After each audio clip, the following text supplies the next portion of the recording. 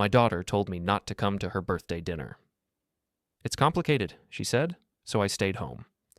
Until a stranger messaged me a photo from that table. My seat was empty, but my gift was already opened. I'm not the kind of man who makes scenes. Never have been. 54 years on this earth, and I've learned that quiet people see more, hear more, understand more. I've spent 28 years as a commercial building inspector, walking through other people's properties, noting what's unstable, what's about to collapse, what's been covered up with fresh paint and good lighting. I know how to spot rot before it shows. So when Emma called me 3 days before her 28th birthday and said, "Dad, maybe it's better if you sit this one out," I didn't argue. I didn't ask why. I just said okay and hung up. My ex-wife Linda would have called it typical. "You never fight for anything," she'd said during the divorce proceedings. "You just let things happen to you." Maybe she was right. I sat in my apartment that Thursday night, the same apartment I'd moved into after the divorce 6 years ago. 1 bedroom, decent view of the parking lot, quiet neighbors who didn't care that I existed. I'd bought Emma's gift 3 weeks earlier, a vintage compass her grandfather had given me, the one she'd always admired as a child. I'd had it restored, polished, fitted into a leather case with her initials embossed on the front. I'd wrapped it myself. Blue paper, silver ribbon, the same colors I'd used for every birthday since she was born. I ordered Chinese food that night. Beef and broccoli, fried rice, 2 egg rolls. I ate it on the couch with the TV on mute, scrolling through my phone without really seeing anything. Around 8:30, I thought about texting Emma. "Happy birthday. Hope you're having a good time." Something simple, something that wouldn't make her feel guilty. I didn't send it. At 9:14, my phone buzzed. Unknown number. The message had no words, just a photo. I opened it. The restaurant was upscale. I recognized it immediately. Marchand's, the French place downtown where reservations ran 6 weeks out. White tablecloths, dim amber lighting, exposed brick walls. Emma sat at the head of a long table, laughing at something someone had said. Her hair was up, the way she wore it for special occasions. She had on the pearl earrings I'd given her for her college graduation. 7 people sat around her. I recognized most of them. Her brother Jake was there, my son, 26, and still wearing the same smirk he'd had since high school. Linda sat beside him, her hair shorter than the last time I'd seen her, dyed a shade lighter. A couple I didn't recognize sat across from them, probably friends from Emma's work. And then there was him. Trevor Aldrich sat to Emma's right, exactly where I would have sat if I'd been invited. Mid-30s, expensive suit, the kind of calculated stubble that takes more effort than a clean shave. He had his hand on the back of Emma's chair, leaning in close like he belonged there. I'd met Trevor twice. Once at a company event Emma had dragged me to, where he'd shaken my hand with the grip of someone who'd read a book about power moves. The second time at a coffee shop near Emma's office, where I'd stopped by to drop off her car keys after she'd left them at my place. He'd been polite both times, respectful, the kind of respect that felt like tolerance. But it wasn't Trevor that made my chest tight. It was the empty chair. Someone had placed a chair at the opposite end of the table from Emma. An 8th chair. It sat against the wall, slightly separated from the others, and on the table in front of it sat my gift. I recognized the blue paper immediately, the silver ribbon I'd tied myself. The gift was open. The leather case sat on the white tablecloth, the compass removed and sitting beside it. In the photo, I could see Trevor holding something small and metallic. The compass. He was showing it to Emma, and she was smiling. I stared at that image for a long time, long enough that my Chinese food went cold, long enough that the egg rolls started to congeal in their grease. They hadn't forgotten to invite me. They'd planned this without me. My chair was there, my gift was there, but I wasn't necessary for any of it to happen. I zoomed in on the photo, studying every detail. The wine glasses were half empty. Multiple bottles sat on the table. This wasn't early in the evening. This was mid-celebration, the point where everyone was relaxed, comfortable, where the conversation flowed, and no one remembered to check their phones. Someone had taken this photo deliberately. Someone had framed it to show the empty chair, to show the opened gift, to show me exactly what I was missing and exactly how little I was missed. I checked the number again. Unknown. I tried calling it back. Disconnected. I saved the photo and opened my messages to Emma. My thumb hovered over her name for 30 seconds before I locked my phone and set it face down on the coffee table. What would I say? Why didn't you invite me? Why is my gift already opened? Who's the guy with his hand on your chair? I knew the answers. I just didn't want to hear them out loud. I got up and walked to the window.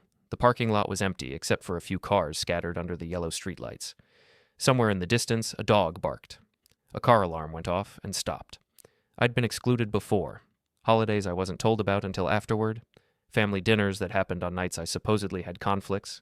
Phone calls that went to voicemail and never got returned. It had started small, the way rot always does. A missed text here, a forgotten invitation there. Nothing you could point to and say, this is where it started. But this was different. This wasn't accidental exclusion. This was architectural. Someone had set up 8 chairs and decided 7 were enough. Someone had taken my gift from wherever Emma had stored it and placed it at the empty seat like a memorial. Someone had opened it without me there, had passed it around, had admired it, had given my daughter a gift that was supposed to come from me, and someone had made sure I saw it. I picked up my phone again and looked at the photo. I zoomed in on faces, trying to read expressions.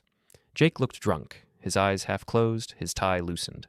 Linda looked happy, genuinely happy, the way she used to look at family dinners before the marriage fell apart. Emma looked beautiful and relaxed and completely comfortable in a room where my presence wasn't even considered. Trevor looked smug. That was the word. Smug. Like he'd won something. I zoomed in on the background, looking for details. A waiter stood near the bar, watching the table. I could see his face partially, young, maybe early 20s. He held a towel in his hands like he was cleaning glasses, but his attention was on the celebration. Was he the one who sent the photo? I checked the metadata. The image had been stripped clean. No location data. No timestamp beyond the obvious. Tonight, around 9 o'clock. I sat back down on the couch and stared at the TV, still on mute. Some detective show. A man in a suit pointing at a whiteboard covered in photos and red string, trying to solve a puzzle, trying to find connections. I understood how he felt. My phone buzzed again. I grabbed it fast, hoping for something. An explanation, an apology. Something. It was a spam email about extending my car warranty. I set the phone down and closed my eyes. 28 years ago, I'd held Emma for the first time in a hospital room that smelled like antiseptic and flowers. She'd been small, red-faced, screaming. The nurse had placed her in my arms and said, "She's got a set of lungs on her." I'd looked down at her tiny face and made a promise to myself. I'd be there, for everything. Every birthday, every recital, every disappointment, every triumph. I'd kept that promise until it didn't matter anymore. I opened my eyes and picked up my phone. I sent a text to Emma. "Happy birthday. Hope you had a great dinner." I watched the message change from delivered to read almost immediately. No response came. I waited 20 minutes. Nothing. I put the phone down and went to bed. I didn't sleep. I lay in the dark with my eyes open, replaying the photo in my mind. The empty chair, the opened gift, the compass in Trevor's hand. Around midnight, I got up and went to my desk. I pulled out a notebook I used for work inspections and opened it to a blank page. I wrote down everything I could remember about the photo.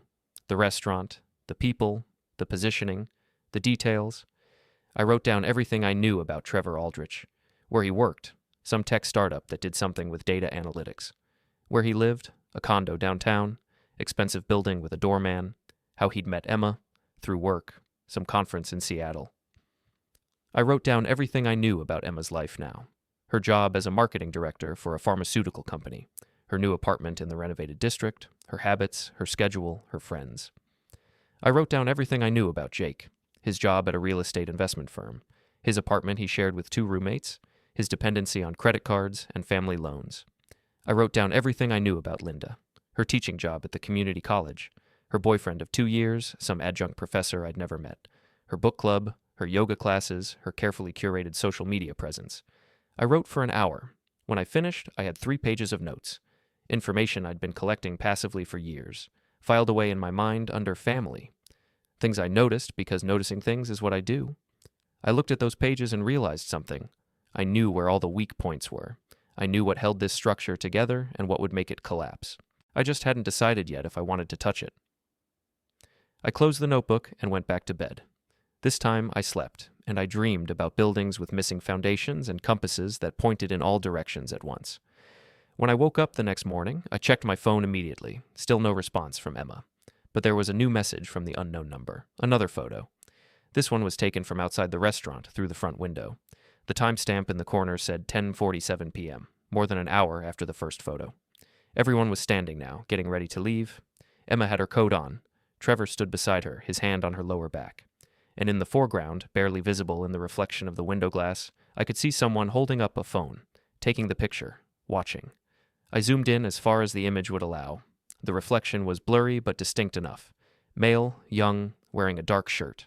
The same build as the waiter I'd noticed in the background of the first photo. Someone was documenting this. Someone wanted me to see not just what happened, but the evidence that it was deliberate. I got dressed, skipped breakfast, and drove downtown. Marchand's didn't open until 11 for lunch service, but the door was unlocked.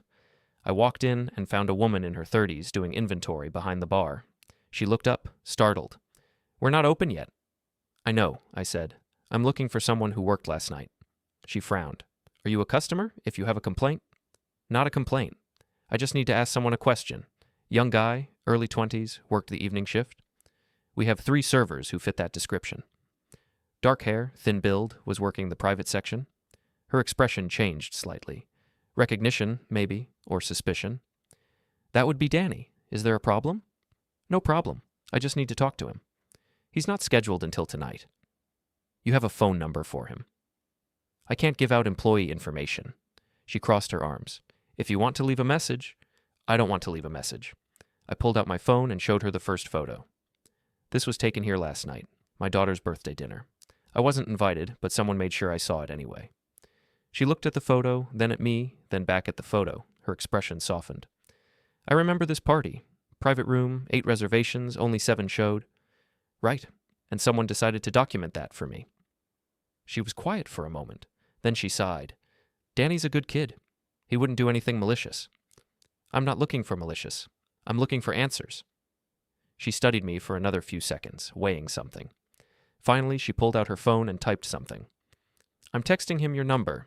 If he wants to talk to you, he will. That's all I'm asking." I thanked her and left. I sat in my car in the parking lot and waited. 15 minutes later, my phone buzzed. Unknown number. Again. But this time, there was a message with the photo. "Coffee? Stella's on 4th. 1 hour." I drove to Stella's and got there early. Ordered black coffee and sat at a table near the back where I could see the door. At exactly 12:30, a kid walked in wearing a hoodie and jeans. Dark hair, thin build. He looked around nervously, spotted me, and walked over. "You Emma's dad?" "I am." He sat down without ordering anything. His leg bounced under the table. "I shouldn't be doing this." "Then why are you?" "I've worked at Marchand's for 2 years. I've seen a lot of private parties, birthday dinners, anniversaries, proposals, and I've never seen anything like that." "Like what?" "Like setting up a chair for someone who isn't coming and opening their gift like it's a group present." He shook his head. The tall guy, Trevor, he made a whole speech about family and togetherness. Held up that compass like he was giving a toast. "And your daughter?" She laughed. She thought it was sweet. I took a sip of coffee. It was bitter and too hot. "Who told you to send me those photos?" "No one told me. I just thought someone should know." "How'd you get my number?" "Emma's phone was on the table. She went to the bathroom, left it sitting there. I saw your name in her contacts. Took a chance." I believed him. He had that quality people get when they are telling the truth. Uncomfortable, but committed. "What else did you see?" Danny hesitated. "The reservation was made 6 weeks ago. For 8 people, but 3 weeks ago someone called and changed it to 7. "Who called?" "I don't know. We don't keep records of who specifically makes changes." "But the reservation was under Emma's name?" "No, it was under Trevor's name. He paid 2, whole thing. $1,600 with drinks and tip." $1,600. For a birthday dinner that wasn't supposed to include me. Did Emma know about the changed reservation? I can't say for sure, but when they arrived, she didn't seem surprised there were only 7 chairs set up. She sat right down like she expected it. I finished my coffee and stood up. Danny looked up at me with something like sympathy in his eyes. "For what it's worth," he said, "she talked about you, when Trevor was showing everyone the compass. She said you always gave the best gifts, that you understood her better than anyone." Past tense? What? She said I understood her better than anyone. Past tense. Danny didn't answer that. I left Stella's and drove home. I sat in my apartment for the rest of the afternoon, thinking, planning, considering angles. At 6 o'clock, I opened my laptop and started searching. I looked up Marchand's reservation system. They used Open Table, which meant digital records, time-stamped changes, confirmation emails. I looked up Trevor Aldrich's company, Datalytics, founded 4 years ago, venture-backed, recently featured in a Business Journal article about emerging tech firms. Trevor was listed as co-founder and CFO. I looked up the building where Trevor's company operated, a renovated warehouse in the Arts District, 4 stories, mixed commercial use. I'd inspected that building 7 months ago for a client interested in leasing space on the 3rd floor. I still had the access codes. I looked up Emma's company, MedBridge Pharmaceuticals, large firm, multiple divisions, headquarters in the business park east of downtown. Emma worked in marketing, specifically in the division that handled public relations and brand strategy. I looked up the building. I'd never inspected it, but I knew the company that had. A competitor firm called Apex Inspections. I knew the owner. We'd worked together years ago before he started his own company. I looked up Jake's employer, Redstone Investment Group, boutique real estate investment firm, focus on commercial properties and residential development. 5 partners, 12 employees. Jake was listed as an analyst. I looked up the building. Midtown office complex, 8 stories. I'd inspected it 3 times over the past 4 years for various clients. I looked up Linda's college, Metropolitan Community College. She taught English composition and creative writing. Her schedule was public, posted on the college website. She taught Tuesday and Thursday mornings, Wednesday evenings. I looked up the campus. I'd inspected the science building 2 years ago when they were doing renovations. By 10 o'clock, I had a map. Not a physical map, a structural map. The kind I made in my head when I walked through buildings, noting load-bearing walls and weak joints and places where pressure would cause the most damage. I knew where everyone worked, where they spent their time, who they depended on, what they valued. I knew their schedules, their habits, their connections. I knew what would hurt. I closed my laptop and sat in the dark for a long time. 28 years as a building inspector teaches you one essential truth. Everything has a foundation. Remove the right support, apply the right pressure, and the whole structure comes down. I wasn't angry. That was the thing people wouldn't understand. I wasn't hurt or devastated or burning with rage. I was just clear. For the first time in 6 years, maybe longer, I could see exactly what was in front of me. My family hadn't excluded me by accident. They'd removed me with purpose, carefully, methodically, like replacing a damaged support beam with something newer and stronger. Trevor Aldrich had taken my place, and everyone had agreed to it. I went to bed that night with the same thoughts circling in my mind. They'd made me optional. Now I'd show them what happens when you remove a foundation. I woke up at 5:30 the next morning with a plan that felt less like revenge and more like an inspection report. Methodical, detailed, focused on structural integrity or the lack of it. I made coffee and sat at my desk with a notebook from 2 nights ago. I added notes, drew connections, mapped relationships like I'd map a building's support system. Every person was a beam, every connection was a joint, every weakness was a crack waiting to spread. Jake was the easiest entry point. My son had always been lazy. Not stupid, just fundamentally allergic to effort. He'd coasted through high school on charm and Linda's willingness to do his homework. He'd coasted through college on student loans and my credit card. He'd gotten his job at Redstone Investment Group because I'd made a call to a former client who owed me a favor. Jake didn't know that. He thought he'd landed the job on merit. I finished my coffee and showered. By 7:30, I was in my car, driving to the office park where Redstone had their offices. I parked across the street and waited. At 8:15, Jake pulled up in his Audi, a car he couldn't afford on his analyst's salary. He got out wearing a suit that looked expensive, sunglasses that definitely were, and the kind of confidence that comes from never facing consequences. He didn't see me watching. I waited until he was inside, then drove to my own office. I had inspections scheduled for the day. A warehouse conversion in the industrial district, a restaurant renovation downtown, a residential property in the suburbs. I did them all on autopilot, noting violations, taking photos, writing reports. My mind was somewhere else. Around 2 o'clock, I took a break and called Tom Hardison, the owner of Apex Inspections. We'd worked together 15 years ago before he split off to start his own company. We'd stayed friendly, professional, the kind of colleagues who grab lunch twice a year and share job leads. "Daniel," he said when he picked up. "Been a while. Too long? You busy?" "When am I not? What's up?" "You guys handle the MedBridge Pharmaceuticals building, right?" "We do. Why?" "My daughter works there. She mentioned something about air quality concerns in her division. I told her I'd ask around." It was a smooth lie, the kind that sounds helpful rather than suspicious. "Air quality? That's news to me. We just did a full environmental assessment 3 months ago. Everything came back clean." "Good to know. Must have been a false alarm. She probably heard something secondhand and overreacted." "Probably. Hey, if she's worried, I can send you the report. Nothing confidential about it. That'd be great. I'll pass it along to her, put her mind at ease. Give me your email, I'll send it over. I gave him my work email and thanked him. We made vague promises to grab lunch soon and hung up. 10 minutes later, the report arrived in my inbox. 47 pages of detailed assessment covering everything from HVAC systems to water quality to structural soundness.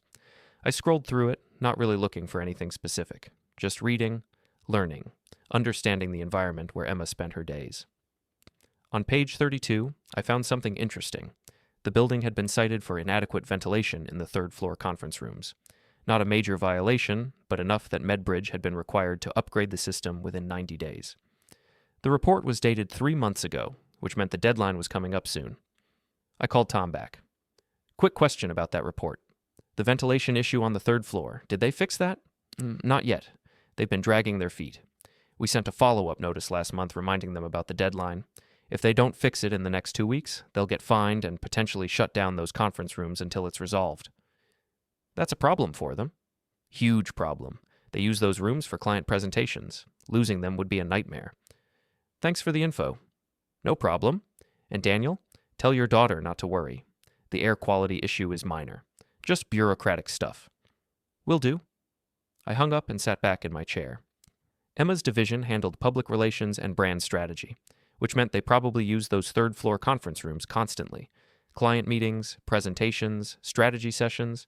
If those rooms got shut down, it would be chaos. I filed that information away and went back to work. At 5 o'clock, I drove to Jake's office. I parked in the same spot across the street and waited. At 6:30, Jake emerged with 3 other people, 2 men and a woman, all dressed in business casual. They stood outside talking for a few minutes before walking toward the parking garage. I got out of my car and intercepted them halfway across the lot. Jake! My son turned, startled. He recovered quickly, but not before I saw the flash of annoyance in his eyes. Dad, what are you doing here? I was in the area. Thought I'd say hello. His colleagues had stopped walking, watching the interaction with polite curiosity. Jake looked at them, then back at me. This is my father, Daniel. Dad, these are my co-workers. He didn't introduce them by name, didn't invite me to join them, just stood there waiting for me to leave. I'll let you get back to your evening, I said. Just wanted to check in, see how you're doing. I'm fine. Good. Tell Emma I said hello. Something flickered across his face. Guilt, maybe, or irritation that I'd mentioned Emma. Sure. I nodded to his coworkers and walked back to my car. As I pulled out of the lot, I watched them in the rearview mirror. Jake was talking, gesturing. His coworkers were laughing. I knew what he was saying. Some version of, "My dad's a little awkward. Sorry about that." I drove home and spent the evening working through inspection reports. At 9 o'clock, I took a break and opened my laptop. I searched for Jake's name on LinkedIn. His profile was public. He had connections to everyone at Redstone, plus a network of clients and partners. One name caught my attention, Trevor Aldrich. They were connected. I clicked through to Trevor's profile. He had a much bigger network, over 500 connections, investors, entrepreneurs, tech industry people, and there, buried in his work history, was an interesting detail. 3 years ago, Trevor had worked at a venture capital firm, the same venture capital firm that had invested in one of Redstone's development projects, a mixed-use building in the Arts District that had failed spectacularly, leaving investors with a 30% loss. I clicked through to the project details. The building was still standing, half renovated, leasing space at below market rates. Redstone had managed to avoid bankruptcy by restructuring the debt and bringing in new investors. I searched for the building address. I'd never inspected it, but I knew someone who had. A guy named Paul Reeves who worked for a smaller inspection firm. We'd met at a conference 2 years ago and stayed in touch professionally. I called him the next morning. Paul, it's Daniel Crawford. Daniel, good to hear from you. What's up? I need information on a building, the Fletcher Arts Complex on 7th. You guys inspected it, right? We did, about a year ago. Why? Professional curiosity. I heard it had some problems during the renovation. Problems is putting it mildly. The developer, Redstone I think, cut corners like crazy. Cheap materials, unlicensed subcontractors, violations we reported that got ignored. It was a mess. Redstone knew about the violations? They had to. We sent the reports directly to their project manager, a guy named Jeff Paulson. He basically told us to mind our own business and approve the work anyway. But you didn't? Hell no. We documented everything and submitted it to the city. The project got red tagged for 3 months while they fixed the issues. Cost them a fortune. And Redstone blamed the inspector. They tried, sent a formal complaint to our company, threatened to sue. Nothing came of it because we had the documentation, but yeah, they were pissed.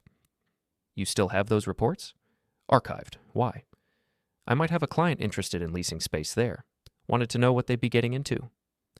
I can send you the executive summary. The full report is confidential, but the summary is public record. That works. He sent it over. I read through it that afternoon. 50 violations documented. Everything from electrical code failures to inadequate fire suppression systems. Most had been fixed eventually, but the summary painted a clear picture of a company that prioritized speed and profit over safety.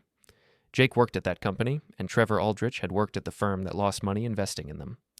I wondered if anyone at Emma's birthday dinner had mentioned that connection. Probably not. I spent the next 2 days following routines. I did my inspections, wrote my reports, went home. But every spare moment, I gathered information. I called old colleagues and asked casual questions. I searched public records. I built a map of connections and dependencies and secrets. On Thursday evening, I drove back to Marchand's. The restaurant was busy, the parking lot full. I went inside and found the same woman working the bar. You again, she said.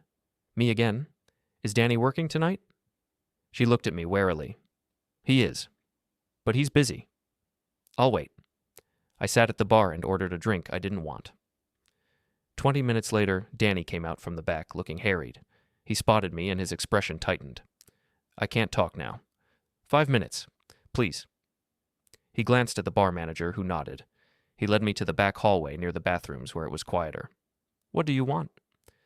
I want to know who reserved that room, the private dining room where Emma's dinner was. I told you, Trevor. But who called to make the reservation 6 weeks ago? He frowned. I don't know. That would be in the system. Can you check? That's not public information. Danny, I'm not trying to cause trouble. I just need to understand what happened. He studied me for a long moment. Then he pulled out his phone and typed something.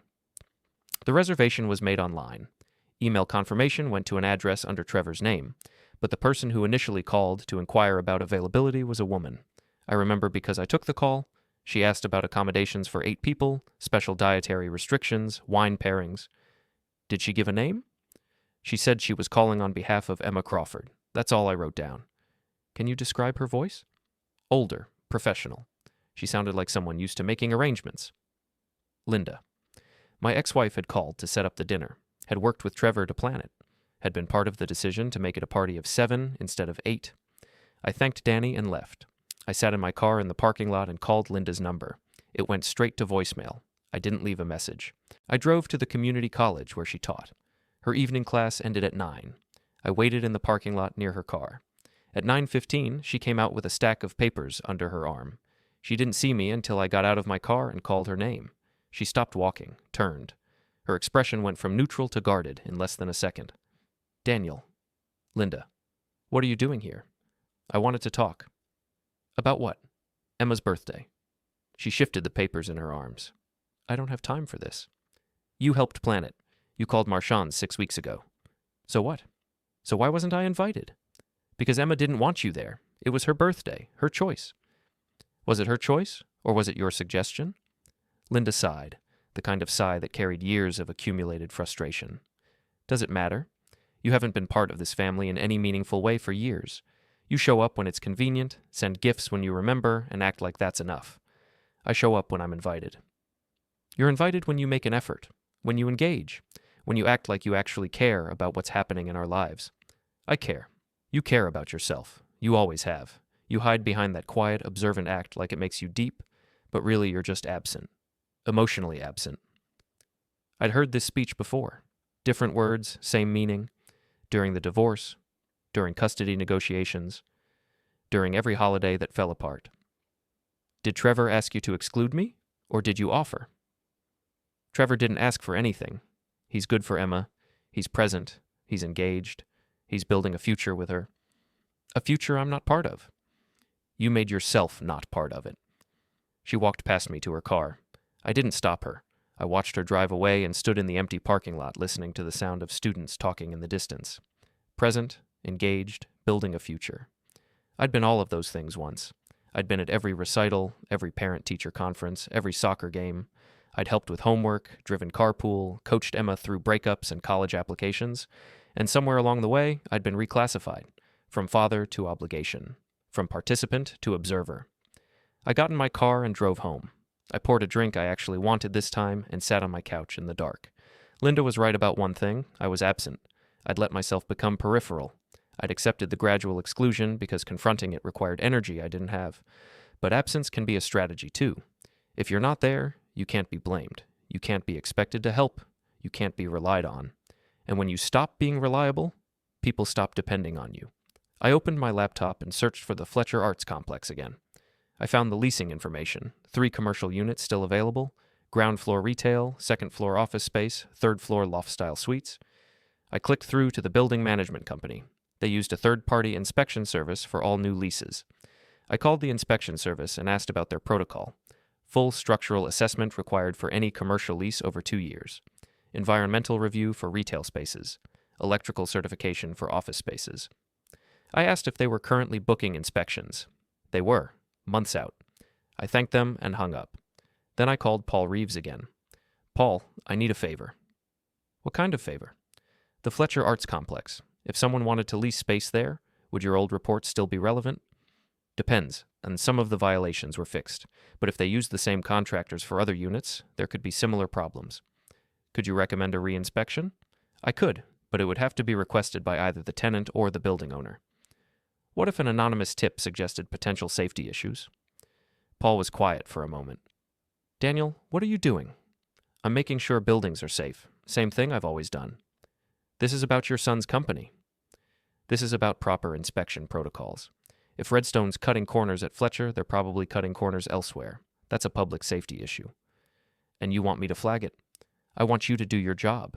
If that happens to create problems for Redstone, that's on them, not you. Another long silence. Then, I'll look into it. But if this blows back on me, it won't. I'll make sure of it. He hung up. I sat back and finished my drink. I wasn't destroying anything. I was just pointing out where the cracks already existed.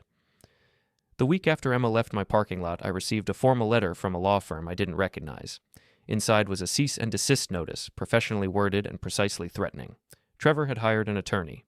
The letter accused me of professional misconduct, harassment, and intentional interference with business relationships. It demanded I stop all contact with Emma, Jake, and Linda. It threatened legal action if I continued my pattern of sabotage. I read it twice, then set it aside. Trevor was escalating. Good. That meant I was getting to him. I spent the next 2 days doing exactly what I'd been doing. My job. I inspected buildings. I filed reports. I made notes about code violations and structural concerns. All of it completely legal, completely justified, completely documented. On Wednesday, I got a call from the owner of my inspection company. Daniel, we need to talk. Gary Simmons had owned Metropolitan Inspections for 30 years. He'd hired me right out of college and never had a complaint about my work. We weren't friends exactly, but we had a professional respect that ran deep. What's going on, Gary?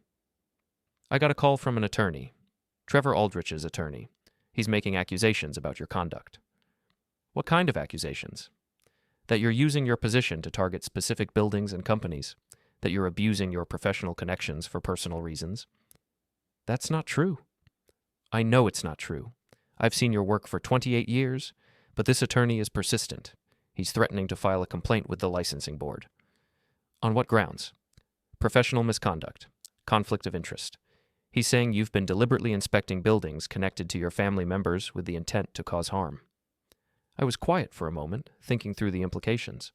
Trevor was smart. He'd found the one angle that could actually hurt me, my professional reputation. Gary, every inspection I've done has been by the book. Every violation I've documented is legitimate. Every report I've filed is accurate. I believe you, but this attorney is making noise. He's talking about patterns and timing. He's suggesting that you're selectively targeting properties. I'm doing my job. If properties connected to my family happen to have violations, that's not my fault. I know, but perception matters. The licensing board doesn't have to prove wrongdoing. They just have to find enough smoke to investigate. And an investigation alone could damage your reputation. What are you asking me to do? Take a leave of absence. 2 weeks, let things cool down, let this attorney run out of steam. And if I don't? Gary sighed. Then I'll have to consider whether keeping you on staff is worth the liability. So that's where this was going. Trevor wasn't just trying to stop me. He was trying to take away my livelihood. Fine. 2 weeks? Thank you, Daniel. I know this isn't fair, but I have to protect the company. I hung up and sat in my office, staring at the wall. 2 weeks of forced leave, 2 weeks of sitting at home while Trevor consolidated his position. While Emma and Jake rebuilt without me, while Linda told everyone I'd finally gone too far, I could fight it. I could hire my own attorney, file counter-complaints, make this a legal battle, but that would take months and cost more than I could afford. And it would prove Trevor's point, that I was vindictive and desperate. No. If Trevor wanted to take away my professional tools, fine. I had other tools. I went home and spent the evening planning. I pulled out my notebook and reviewed everything I'd documented over the past 3 weeks. The connections, the dependencies, the weak points. Trevor worked at Datalytics, a tech startup in the Arts District. The company occupied 3 floors in a building I'd inspected last year. A building with a clean record, no violations, well-maintained. But I knew the building manager. We'd worked together on multiple projects. He owed me favors. Emma worked at MedBridge Pharmaceuticals. Her division was still struggling with the conference room shutdown. Her promotion to senior director would be announced formally next week, according to Danny's information. A promotion that came at the worst possible time. Jake was unemployed now, living on savings and looking for new opportunities. His reputation was damaged. His confidence was shattered. He was vulnerable. Linda taught at the community college. She had her schedule, her routines, her carefully constructed new life. And Trevor. Trevor who thought he'd won. Trevor who'd hired an attorney and forced me into a leave of absence. Trevor who sat at the head of my family's table and thought he'd earned that seat. I made a list of everything I needed to do in the next 2 weeks. Then I started making calls. The first call was to the building manager at Trevor's office complex. Daniel. Long time. Too long, Mike. How's business? Can't complain. What can I do for you? I'm doing some research on tenant satisfaction at commercial properties, part of a larger study on workplace environment factors. Would you be willing to share some information about your building?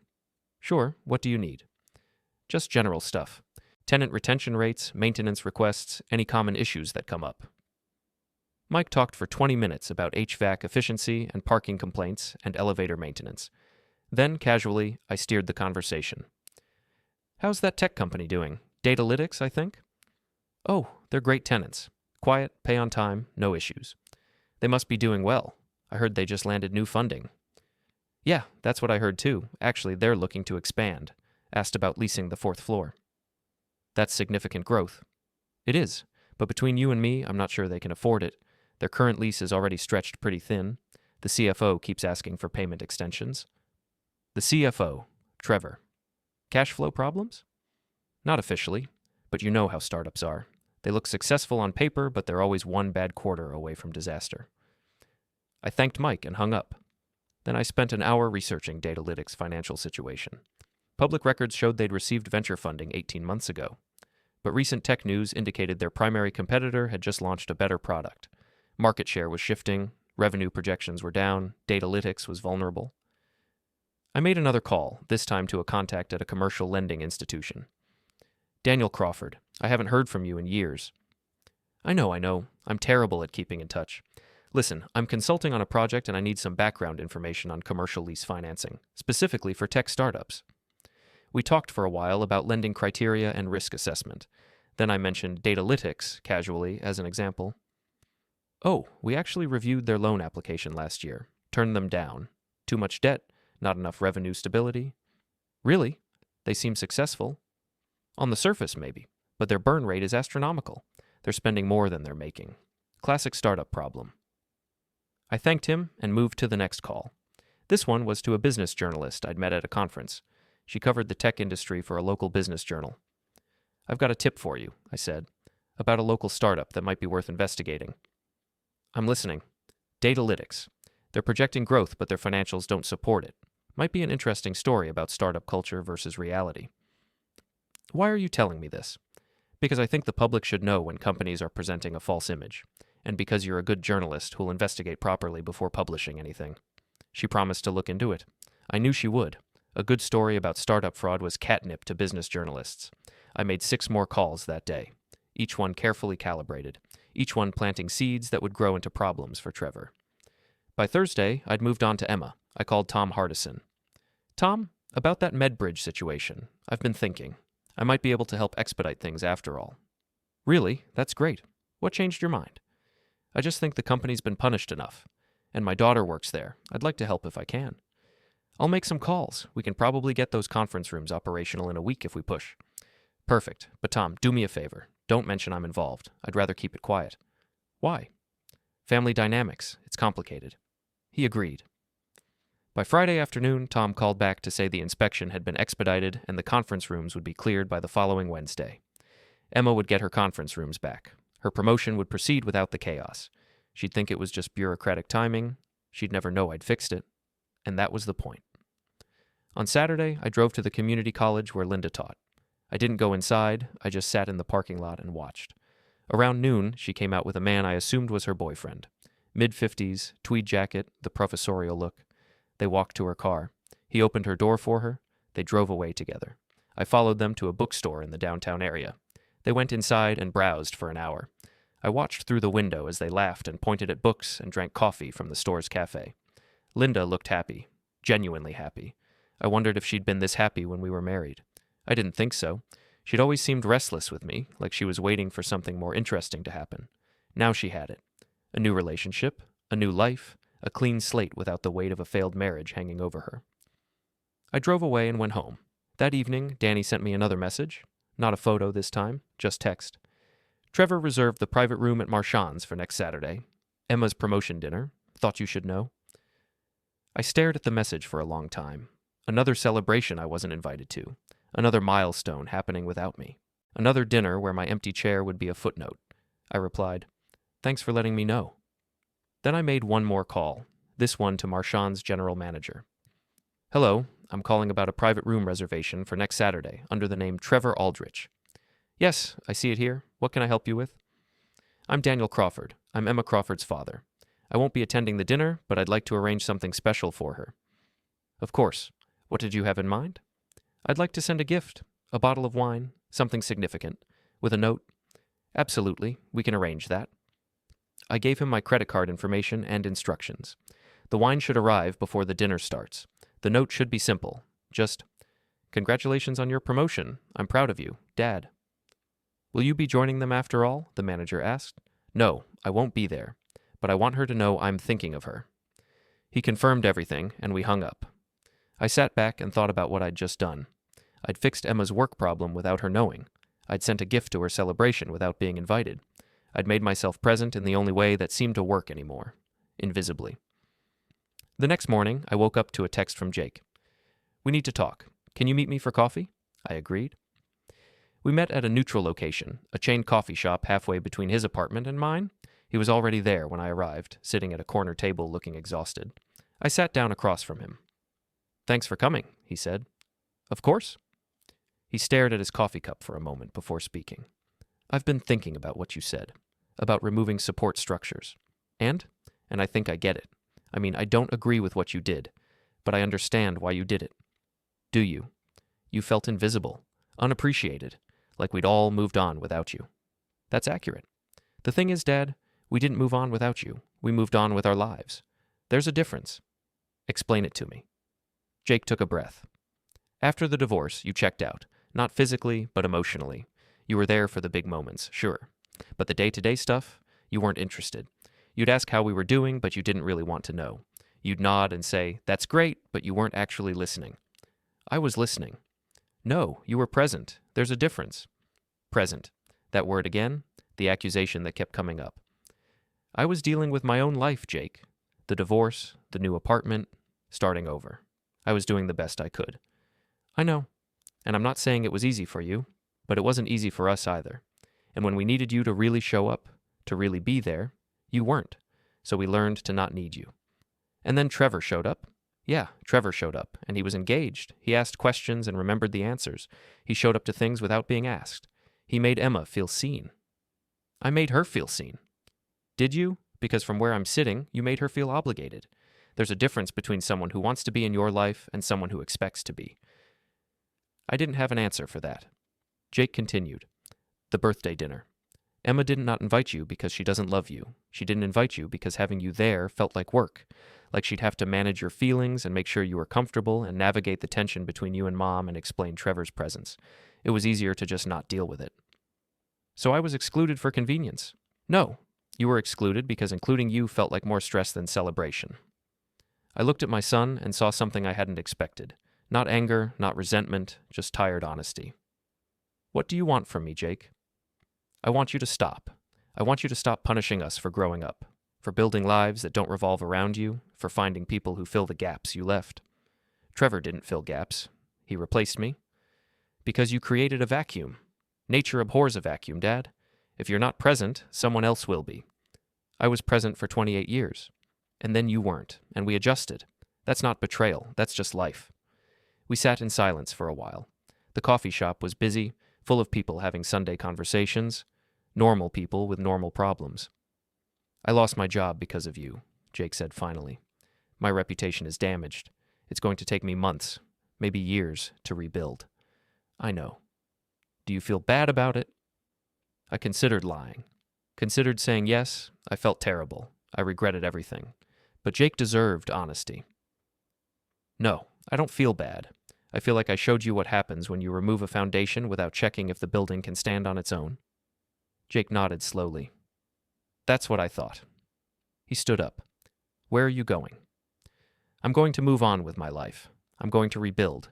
And I'm going to do it without expecting anything from you. Not support, not connections, not help. Because that's apparently the only way to have a relationship with you, by not needing you for anything. He walked out. I sat there for another hour, staring at my cold coffee, thinking about presence and absence and what it means to be necessary versus optional. When I finally left, I drove past Emma's apartment building. I didn't stop. I just looked up at the 4th floor, at the window I thought might be hers, and wondered if she was home. If she was thinking about her promotion dinner next week. If she'd noticed that her work problems had mysteriously resolved themselves. If she ever thought about me at all. The week before Emma's promotion dinner moved slowly, like a building settling into its foundation. Small shifts, barely noticeable, but fundamental. On Monday, a Business Journal article appeared online. Datalytics under scrutiny. Tech startups' financials don't match growth narrative. The journalist I'd tipped off had done her research. The article was thorough, factual, damning. It detailed Datalytics' burn rate, their debt load, their declining market share. It questioned Trevor's financial management and the company's long-term viability. By Tuesday, investors were asking questions. By Wednesday, 2 major clients had put contracts on hold pending review.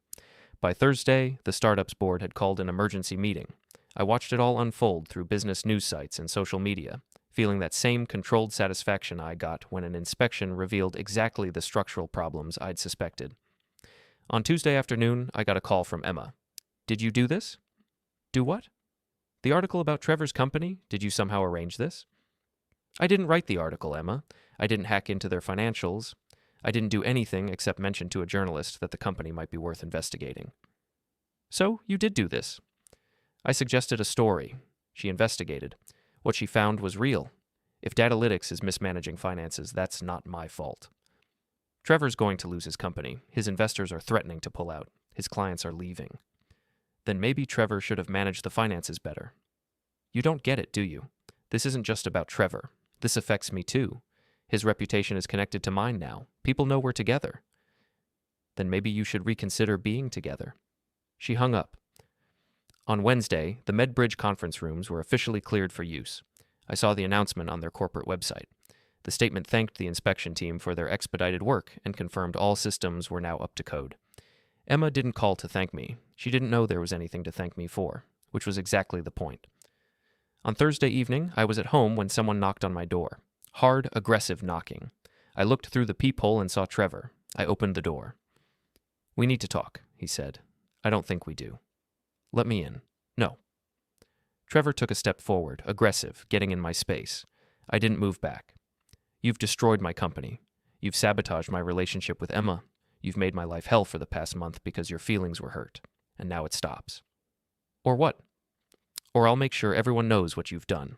I'll file formal complaints. I'll go public. I'll make sure your professional reputation is destroyed. You already tried that. It didn't work. Because you're careful. Because you've covered your tracks. But I'll find something. I'll dig until I find the one thing that proves you've been abusing your position. Good luck with that. Trevor's jaw clenched. For a moment I thought he might actually swing. His hand curled into a fist. His weight shifted forward. Go ahead, I said quietly. Take a swing. Give me a reason to call the police. He didn't swing, but he didn't back down either. Emma deserves better than you. Maybe, but she doesn't deserve you either. You don't know me. I know you're a CFO who can't manage finances. I know you're running a company into the ground while projecting success. I know you convinced my daughter to exclude her father from her life so you could take his place. That tells me everything I need to know. I didn't convince her of anything. She made her own choices. Based on your influence. Based on your absence. We stood there, two men in a doorway, arguing about a woman who didn't want either of us showing up unannounced to make demands. Here's what's going to happen, Trevor said. You're going to stop. All of it. The investigations, the articles, the sabotage. You're going to leave Emma alone, leave me alone, and move on with your life. And if I don't? Then I'll make sure Emma cuts you out completely. No more birthdays, no more holidays, no more contact at all. She'll get a restraining order if she has to. You can't make Emma do anything, neither can I. That's the whole problem. Watch me. Trevor turned and walked away. I watched him go down the stairs and out to his car. He sat in the driver's seat for a moment before starting the engine and driving off. I closed the door and stood in my apartment, thinking. Trevor was desperate. Good. Desperate people make mistakes. On Friday morning, I got a call from my inspection company. Daniel, it's Gary. You can come back on Monday. The attorney dropped the complaint. Just like that? Yeah. He sent a letter saying his client no longer wished to pursue the matter. No explanation. I knew the explanation. Trevor's company was falling apart. He couldn't afford to fight a legal battle on multiple fronts. He'd picked his battle, and it wasn't me. Thanks, Gary. I'll see you Monday. I hung up and spent the rest of the day running errands. Normal, mundane stuff. Groceries, dry cleaning, getting the oil changed in my car. The kind of routine that makes you feel like life is under control, even when it's not. That evening, Danny texted me. Just confirming, dinner tomorrow night at 7, private room, 8 people including Emma and Trevor. Do you want details? No, but thank you for keeping me informed. I think she'd want you there, for what it's worth. She didn't invite me. That says everything. I set my phone down and looked around my apartment. Quiet, empty. Exactly the life I'd built after the divorce. No complications, no obligations, no one to disappoint or be disappointed by. This was what I'd wanted, wasn't it? Independence, solitude, freedom from the emotional labor of maintaining relationships. Except I hadn't wanted it. I'd accepted it, settled for it, convinced myself it was better than fighting to stay relevant. I went to bed early and slept badly. Dreams about empty chairs and unopened gifts and compasses that pointed in circles. Saturday morning, I woke up with a decision made. I was going to Emma's promotion dinner, not to make a scene, not to confront anyone, and just to be there, to be present in the way everyone kept telling me I wasn't. I got dressed carefully. Not a suit, that would be too formal, but nice slacks, a button-down shirt, a jacket, presentable, respectful. At 6:30, I drove to Marchand's. I parked in the lot and sat in my car, working through my options. I could walk in and ask to be seated at their table. I could wait in the bar until they finished dinner and intercept Emma on the way out. I could leave a note with the hostess, or I could just go in and stand my ground. At 6:50, I got out of my car and walked into the restaurant. The hostess looked up. Good evening. Do you have a reservation? No, but my daughter is dining here tonight. Emma Crawford. Private room? Oh, are you joining them? I'd like to. She looked uncertain. Let me check with the party. Just a moment. She disappeared into the back. I stood in the entryway, feeling exposed and ridiculous. Around me, other diners came and went. Normal people having normal dinners. The hostess returned. I'm sorry, sir. The host of the party indicated that the table is full and they're not expecting additional guests. The host being Trevor Aldrich. Yes. Did you mention that I'm Emma's father? I did. He said to tell you that tonight is not a good time. I stood there processing that. Trevor had specifically refused to let me join, had made a decision about my presence at my own daughter's celebration. Can you at least tell Emma I'm here? Let her decide? I'm sorry, sir. I've been instructed not to disturb the dinner. If you'd like to leave a message, I already sent a gift. I just want to see my daughter. The hostess looked genuinely sympathetic. I understand, but I can't override the host's instructions. I'm sorry. I nodded and walked out. I stood on the sidewalk outside Marchand's, looking at the warm light spilling from the windows, hearing the muted sounds of laughter and conversation. My daughter was in there, celebrating a promotion, surrounded by people who'd shown up because they were invited, people who were wanted. I wasn't wanted. I got in my car and drove home. I sat in my apartment and stared at the wall. Around 9 o'clock, my phone buzzed. Danny. I saw what happened. I'm sorry. For what it's worth, Emma looked upset when the hostess told them you were here. Upset enough to invite me in? Trevor said no before she could answer. He made a whole speech about how tonight was about Emma's success and not about family drama. Everyone agreed. Everyone? Jake and your ex-wife were there. They agreed with Trevor. Of course they did. I thanked Danny and turned off my phone. I poured a drink and sat on my couch in the dark. This was the moment where most people would give up, would accept that the relationship was broken beyond repair, would move on and build a new life without their family in it. But I wasn't most people. I was a building inspector, and I knew that sometimes the only way to fix a structure was to tear it down to the foundation and rebuild. Sunday morning, I woke up with clarity. Pure, cold clarity. I'd been playing this wrong. I'd been removing support structures and expecting the building to collapse on its own. But buildings don't collapse on their own. They need a catalyst, a final push. I needed to be at the center of it. Not behind the scenes, not pulling strings from a distance. I needed to stand in the middle of their perfect reconstruction and show them exactly what they'd tried to erase. I spent Sunday planning. Not schemes or sabotage, just presence, just showing up in ways that couldn't be ignored or dismissed. On Monday, I went back to work. Gary welcomed me back with relief. I had inspections scheduled all week. I did them all competently, professionally, noting violations where they existed and clearing properties where they didn't. On Tuesday, I drove to Jake's apartment building and waited. When he came home from whatever job interview he'd been at, I was sitting in the lobby. Dad, what are you doing here? I wanted to apologize. He stopped, surprised. For what? For the way I handled things. For using my professional connections to cause problems. That was wrong. Jake studied me suspiciously. Why are you telling me this? Because I want to fix this. I want to be part of your life again, and I know that means changing how I approach things. You can't just apologize and expect everything to be fine. I know, but it's a start. He was quiet for a moment. I don't know if I believe you. I don't expect you to, not yet. But I'm going to prove it. I'm going to show up, be present, do the things you've been asking me to do. We'll see. He walked past me to the elevator, but he didn't tell me to leave, and that was something. On Wednesday, I sent flowers to Emma's office. Not expensive, not showy, just a simple arrangement with a card. Congratulations again on your promotion. I'm proud of you. She didn't respond. On Thursday, I ran into Linda at the grocery store. Not by accident. I'd checked her usual schedule and made sure to be there when she was. Daniel. Linda, how are you? She looked at me warily. I'm fine. What do you want? Nothing. Just running into you. Coincidence. I don't believe in coincidences where you're concerned. Fair enough. Listen, I know things have been difficult. I know I've made things worse. I just want you to know I'm trying to be better. Better how? More present, more engaged, the things everyone keeps telling me I need to be. Linda studied me for a long moment. What's the angle? No angle. I'm just tired of being on the outside. You put yourself on the outside. I know, and I'm trying to find my way back in. She didn't look convinced, but she didn't walk away either. Emma's really hurt, Daniel. What you did to Trevor's company, the way you've been acting, she doesn't know if she can trust you anymore. I'll earn her trust back. Will you, or is this just another manipulation? I guess you'll have to wait and see.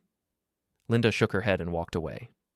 But I'd planted the seed, made her question whether I was genuinely changing or just playing a longer game.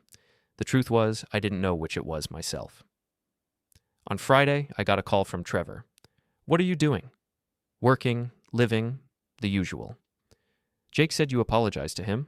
Emma got flowers. Linda saw you at the grocery store. What's your game? No game. I'm trying to repair relationships. I don't believe you. I don't care if you believe me. This isn't about you. Everything you do is about me. I'm the reason you've been excluded. I'm the one Emma chose over you. Is that what you think? That this is about jealousy? Isn't it? I was quiet for a moment, considering how honest to be. No. It's about realizing I've been invisible for 6 years and deciding I'm done accepting that. Whether that means rebuilding relationships or burning them down completely, I haven't decided yet. You're insane. You keep saying that. It doesn't make it true. Trevor hung up. I sat back and smiled. He was rattled. He'd been expecting continued sabotage, continued attacks. Instead, I was being reasonable, apologetic, present. It was destabilizing him more than any professional maneuvering could. That evening, I drove past Emma's apartment. I didn't stop, just drove past slowly, looking up at her window. The lights were on. I could see shadows moving inside. I wondered if Trevor was there, if they were discussing me, if Emma was starting to wonder whether my apologies were genuine or just another manipulation. I wondered if it mattered. The next week, I continued the same strategy. Small gestures, consistent presence, no drama, no confrontations, just showing up in ways that couldn't be dismissed. I sent Jake links to job listings. He didn't respond, but he didn't block me either. I texted Emma updates about family friends. Nothing important, just information that kept me in her notifications. I stayed visible without being intrusive, present without being demanding, and all the while, I was gathering information, learning schedules, noting patterns, understanding exactly where everyone would be and when. Because I wasn't rebuilding anything, I was preparing for the final collapse.